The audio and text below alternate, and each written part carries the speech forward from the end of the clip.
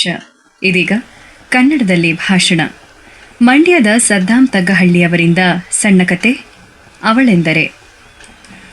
ಸೂರ್ಯನು ತನ್ನ ಮನೆಯೆಡೆಗೆ ಸಾಗುತ್ತಿದ್ದ. ಇಳಿ ಸಂಜೆ ಆವರಿಸಿತು. ಗುಡಿಸಲಿನ ಕೋಣೆಯಿಂದ ಕನ್ನಡ ಗೀತೆಯ ಗೊಣಗು. ತಂಪಾದ ಗಾಳಿ ಕಿಟಕಿಯ ಮೂಲಕ ಗುಡಿಸಿನೊಳಗೆ ಅಪ್ಪಣೆ ಇಲ್ಲದೆ ಪ್ರವೇಶಿಸುತ್ತಿತ್ತು. ಅಲ್ಲೇ ಗೋಡೆಗೆ ನೇತು ಹಾಕಿದ್ದ ಕಂದೀಲು ಎಣ್ಣೆ ಖಾಲಿಯಾಗಿದ್ದರೂ ಹಲ್ಲು ಕೀರುತ್ತಾ ಬೆಳಕ ಚೆಲ್ಲುತ್ತಿತ್ತು. ಒಲೆ ಹಚ್ಚಿದರೆ ಸಾಕು, ಹೊಗೆಯಿಂದ ಗುಡಿಸಲು ತುಂಬಿ ಹೋಗಿ ಹಿಮಾಲಯ ಪರ್ವತದಂತೆ ಕಾಣುತ್ತಿತ್ತು. ಗಂಡನಿಲ್ಲದ ಬದುಕಿನ ಯಾತ್ರೆ ಹೇಗಿರಬಹುದೆಂದು ಯೋಚಿಸಿದರೆ ಅದು ಯೋಚನೆಗೆ ನಿಲುಕದ್ದು. ತನ್ನ ಬಾಲ್ಯದಲ್ಲಿ ಹೆಚ್ಚು ಕಷ್ಟಗಳನ್ನು ಅನುಭವಿಸಿ ಮುಳ್ಳಿನ ಹಾದಿಯಲ್ಲಿ ನಡೆದ ಸಮೀನಮ್ಮ ಇಬ್ಬರು ಗಂಡು ಮಕ್ಕಳನ್ನು ಹೆತ್ತು ಹೊತ್ತು ಸಾಕಿ ಸಲುಹಿ ಮದುವೆ ಮಾಡಿದ್ದಳು. ಆದರೆ ಅವರು ಸಮೀನಮ್ಮಳನ್ನು ಪೋಷಿಸಲು ನಿರಾಕರಿಸಿ ಮನೆ ಬಿಟ್ಟು ಪಟ್ಟಣ ಸೇರ್ಕೊಂಡ್ರು. ಸಮೀನಮ್ಮಳ ಸುಖ ದುಃಖಗಳಲ್ಲಿ ಭಾಗಿಯಾಗಲು ಯಾರಾದರೂ ಬೇಕಲ್ಲವೇ? ಅದರಂತೆ ಹೆಣ್ಣು ಮಗುವನ್ನು ಸಾಕಬೇಕೆಂಬ ಮಹಾದಾಸೆ ಅವಳದ್ದು. ಸಮೀನಮ್ಮ ಜವಾಬ್ದಾರಿ ಹೊತ್ತ ರೈಲುಗಾಡಿ ಇದ್ದ ಹಾಗೆ. ಎಷ್ಟೇ ಕಷ್ಟಗಳ ತೂಕ ಹೇರಿದ್ದರೂ ಜೀವನವೆಂಬ ಹಳಿಯ ಮೇಲೆ ಒಂದೇ ಸಮನೆ ಸಾಗುತ್ತಿದ್ದಳು. ಬಿಟ್ಟು ಹೋದ ಮಕ್ಕಳನ್ನು ನೆನೆದು ಹಣ್ಣಾದಳು. ಪಕ್ಕದ ಹಳ್ಳಿಯಲ್ಲಿ ವಾಸಿಸುತ್ತಿದ್ದ ಶಹನಾಳ ಬಳಿ 3 ತಿಂಗಳ ಹೆಣ್ಣು ಮಗುವನ್ನು ದತ್ತು ಪಡೆಯಲು ತೀರ್ಮಾನಿಸಿದಳು. ಶಹನಾ ಸಮೀನಮ್ಮಳ ಕಿರಿಯ ಸಹೋದರಿ. ಅವಳಿಗೂ 3 ಹೆಣ್ಣು ಮಕ್ಕಳು. ಸಾಕಲು ಬಹಳ ಕಷ್ಟವಾಗಿತ್ತು. ಒಂದೊತ್ತಿಗೆ ತಿಂದರೆ ಮತ್ತೊಂದೊತ್ತಿಗೆ ಗಂಜಿಯೇ ಗತಿ ಎನ್ನುವ ಪರಿಸ್ಥಿತಿ ಅವಳದ್ದು. ನನ್ನ ಮಗು ಕೊಟ್ರೇನೋ, ಅಕ್ಕನ ಮನೆಗೆ ತಾನೇ ಕೊಡ್ತಿದ್ದೇನೆ, ಅವಳು ನನಗಿಂತ ಚೆನ್ನಾಗಿ ನೋಡ್ಕೊಳ್ತಾಳೆ ಎಂದು ತನ್ನ ಗಂಡನಿಗೆ ಹೇಳಿದಳು. ತದನಂತರ ತುಸು ಕಣ್ಣ ಬಾಷ್ಪವನ್ನೊರೆಸಿ ಸಮೀನಮ್ಮಳ ಮಡಿಲಿಗೆ ಹಾಕಿದಳು. ವರ್ಷಗಳು ಕಳೆದಂತೆ ಮಗು ಬೆಳೆದು 13 ವರ್ಷ ವಯಸ್ಸಿನವಳಾದಳು. ಹದಿಹರೆಯ ಜಗದ ಸೌಂದರ್ಯವನ್ನೆಲ್ಲ ತನ್ನಲ್ಲೇ ಇಟ್ಟುಕೊಂಡಿದ್ದಳು. ಜರಿಯ ಹಾಗೆ ಜಡೆ, ಮೂಗುತಿಯ ಜರೂರಿ ಇಲ್ಲದ ಮೂಗು ಹೊಂದಿದ್ದ ಅಸ್ಮಾ ಮುಳ್ಳಿನ ನಡುವೆ ಗುಲಾಬಿ ಹೇಗೆ ಕಂಗೊಳಿಸುತ್ತದೆಯೋ ಅಂತಹ ಕಷ್ಟಗಳ ನಡುವೆಯೂ ಸಮೀನಮ್ಮ ಅಸ್ಮಳನ್ನು ಸಾಕಿದ್ದಳು. ಅದೊಂದು ದಿನ ಸಂಧ್ಯಾಕಾಲ, ಸುತ್ತೆಲ್ಲ ನಿಶಬ್ದತೆ. ಮನೆಯ ಅಂಗಳದ ಬೀದಿಯ ದೀಪದಡಿ ಕುಳಿತು ಅಸ್ಮಾ ಓದುತ್ತಿದ್ದಳು. ಭವಿಷ್ಯದಲ್ಲಿ ಏನಾದರೂ ಸಾಧಿಸಲೇಬೇಕೆಂಬ ಮಹತ್ವಾಕಾಂಕ್ಷೆ ಇಟ್ಟುಕೊಂಡು ಓದಿನ ಜೊತೆಗೆ ತನ್ನ ಗುರಿಯ ಹೆಜ್ಜೆಯನ್ನು ಇಡುತ್ತಿದ್ದಳು. ಗುಡಿಸಿನ ಒಳಗಿನಿಂದ 2 ಬಾರಿ ಸಮೀನಮ್ಮ ಅಸ್ಮಾ ಅಸ್ಮಾ ಎಂದು ಎತ್ತರದ ದನಿಯಲ್ಲಿ ಕರೆದಳು. ಉತ್ತರಿಸಿದ ಅಸ್ಮಾ ಬಂದೇರಮ್ಮ ಎಂದು ಅಲ್ಲೇ ಕುಳಿತು ತನ್ನ ಪಾಠ ಪ್ರವಚನವನ್ನು ಮುಂದುವರಿಸಿದಳು. ಸರಿಸುಮಾರು 1 ತಾಸಿನ ನಂತರ ಮತ್ತೊಮ್ಮೆ ಒಳಗಿನಿಂದ ಅಸ್ಮಾ ಎಂದು ದನಿ ಗಡಗಿತು. ಆದರೆ ಯಾವುದೇ ಪ್ರತ್ಯುತ್ತರ ಬರಲೇ ಇಲ್ಲ. ಪ್ರತಿಕ್ರಿಯೆ ಬರದ ಕಾರಣ ಮನೆಯಿಂದ ಸ್ವಲ್ಪ ದೂರವೇ ಸ್ಮಶಾನವಿತ್ತು.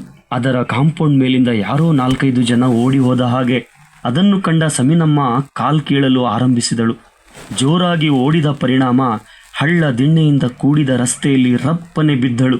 ಕೈ ಕಾಲಿಗೆಲ್ಲ ರಸ್ತೆ ಮೇಲಿದ್ದ ರಕ್ತ ಅಂಟಿಕೊಂಡಿತು.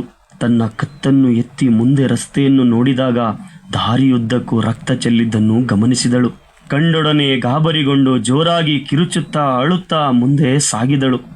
ಮಗಳು ಎಲ್ಲಿದ್ದಾಳೆಂದು ಕೊರಗು, ಒಂಟಿತನ, ರಾತ್ರಿಯ ವೇಳೆ ಬೇರೆ, ಏನಾಯಿತು ಎಂಬ ಯೋಚನೆ ತಲೆಯಲ್ಲಿ ಕಾಡತೊಡಗಿದವು. ಮುಂದೆ ಸಾಗುತ್ತಿದ್ದಂತೆ ಅಲ್ಲೇ ಇದ್ದ ಒಳಚರಂಡಿಯಿಂದ ಏನೋ ಒಂಥರ ಶಬ್ದ ಕೇಳಿಬಂತು. ಥಟ್ಟನೆ ಒಂದು ಕ್ಷಣ ಜೀವ ಹಾರಿ ಹೋದಂತಾಯಿತು. ಹೀರಿದ ಉಸಿರನ್ನು ಮತ್ತೆ ಹೊರಗಡೆ ಬಿಡದೆ ಗೋಡೆಯ ಹಾಗೆ ನಿಂತೆ ಬಿಟ್ಟಳು ಸಮೀನಮ್ಮ.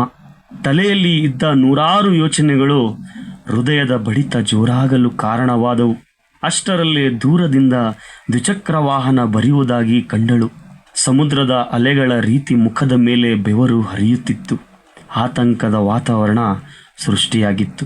ದೂರದ ಸ್ಕೂಟರ್ ರಪ್ಪನೆ ಹತ್ತಿರವಾಯಿತು. ಸ್ಕೂಟರ್ನಲ್ಲಿ ತನ್ನ ತಮ್ಮ ಮತ್ತು ಮಗಳು ಅಸ್ಮಳನ್ನು ಕಂಡಳು. ಕಂಡ ಕೂಡಲೇ ಹೋದ ಪ್ರಾಣ ಮತ್ತೆ ಬಂದಂತಾಯಿತು. ಕೋಪದಿಂದ ಕೈಯೆತ್ತಿ ಹೊಡೆಯಲು ಹೋದಾಕೆ, ಇಷ್ಟೊತ್ತು ಎಲ್ಲಿ ಹೋಗಿದ್ದೆ? ನಾನು ಎಷ್ಟು ಗಾಬರಿಯಾಗಿದ್ದೆ, ಎಷ್ಟು ಕಿರುಚಾಡಿದ ಗೊತ್ತಾ ನಿನಗೆ ಎನ್ನುವಷ್ಟರಲ್ಲಿ ತಮ್ಮ ಅಶ್ರಫ್ ಸಮೀನಮ್ಮಳ ಕೈ ಹಿಡಿದು, ಹೇ ತಡಿ, ಹೊಡೆಯಬೇಡ ಅವಳಿಗೆ, ಅವಳು ಅಂಗಳದಲ್ಲಿ ಓದುತ್ತಾ ಕೂತಿದ್ಲಂತೆ. ಸ್ವಲ್ಪ ಮನಸ್ಸಿಗೆ ಬೇಜಾರಾಗಿ ಮಕ್ಕಳ ಜೊತೆ ಆಟ ಆಡೋಣ ಅಂತ ಹೇಳಿ ನಮ್ಮ ಮನೆಗೆ ಬಂದಿದ್ಲು. ಸ್ವಲ್ಪ ಸಮಯದವರೆಗೆ ಆಟ ಆಡಿಕೊಂಡು ನನ್ನ ಮನೆಗೆ ಹೋಗ್ತೀನಿ ಅಂದ್ಲು. ನಾನು ನಮ್ಮ ಮನೆಯಲ್ಲಿಯೇ ಇರು ಎಂದು ಒತ್ತಾಯಿಸಿದೆ. ಆದರೆ ಹಠ ಮಾಡಿದ್ಲು. ರಾತ್ರಿ ಬೇರೆ ಆಯಿತು. ಅದಕ್ಕೆ ನಾನೇ ಬಿಟ್ಟು ಅಸ್ಮಳನ್ನು ಇಳಿಸಿ ತನ್ನ ಮನೆಯೆಡೆಗೆ ಹೊರಟನು. ರಾತ್ರಿ ನಡೆದ ಘಟನೆ ಸಮೀನಮ್ಮಳ ಹೃದಯದಲ್ಲಿ ಆಳವಾದ ಗುರುತು ಸೃಷ್ಟಿಸಿತು. ಅಸ್ಮ ಹಣಕ್ಕಿಂತ ದೊಡ್ಡದು ಪ್ರತಿಭೆ ಕಣಮ್ಮ, ಅವಳನ್ನು ಓದಿಸಿ ಉಳಿದ ದಾರಿಯನ್ನು ನಾವು ಹುಡ್ಕೋಣ ಎಂದು ಭರವಸೆ ನುಡಿದರು. ಕೆಲಸ ಇರದ ದಿನಗಳಲ್ಲಿ ಸಮೀನಮ್ಮ ಹೊಟ್ಟೆಗೆ ಕಲ್ಲನ್ನು ಕಟ್ಟುತ್ತಿದ್ದಳು. ಆದರೆ ಮಗಳಿಗೆ ಒಂದು ಹೊತ್ತು ಖಾಲಿ ಹೊಟ್ಟೆಯಿಂದಿರಿಸಲು ಸಹಿಸುತ್ತಿರಲಿಲ್ಲ. ಒಂದು ದಿನ ಸಂಜೆ ಕೆಲಸ ಮುಗಿಸಿ ಬಂದ ಸಮೀನಮ್ಮ ಮನೆಯ ಬಾಗಿಲ ಹತ್ತಿರ ತಲೆಸುತ್ತಿ ಕುಸಿದು ಬಿದ್ದಳು.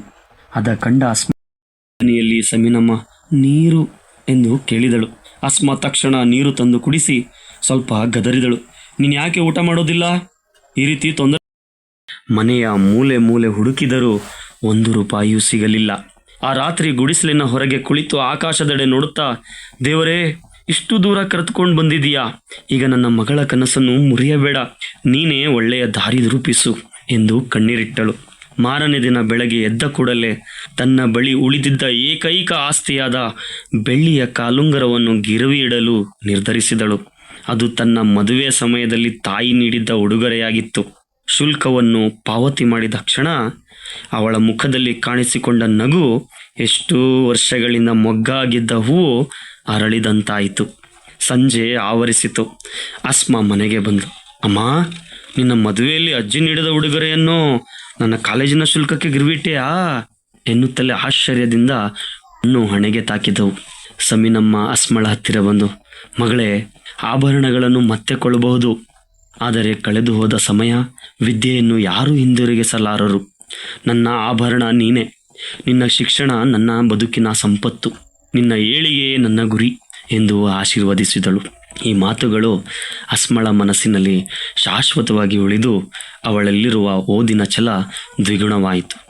ದಿನ ಕಳೆದಂತೆ ಅಸ್ಮಾ ಅಂತಿಮ ಪರೀಕ್ಷೆಯಲ್ಲಿ ಅತ್ಯುತ್ತಮ ಅಂಕಗಳೊಂದಿಗೆ ಉತ್ತೀರ್ಣಳಾದಳು. ಇಡೀ ಊರಿಗೆ ಸಂತಸಪಟ್ಟಿತು. ಶಿಕ್ಷಕರು ಆಶೀರ್ವದಿಸಿದರು. ಆದರೆ ಸಂತಸ ಹೆಚ್ಚು ದಿನ ಉಳಿಯಲಿಲ್ಲ. ಒಂದು ದಿನ ಸಮೀನಮ್ಮ ತನ್ನ ಕೆಲಸ ಮುಗಿಸಿ ಮನೆಗೆ ಹಿಂದಿರುಗುತ್ತಿದ್ದ ವೇಳೆ ರಸ್ತೆ ದಾಟುವಾಗ ವೇಗವಾಗಿ ಬಂದ ಲಾರಿ ಡಿಕ್ಕಿ ಹೊಡೆಯಿತು. ತಲೆಗೆ ಮತ್ತು ಕಾಲಿಗೆ ಗಂಭೀರ ಗಾಯಗಳಾದವು.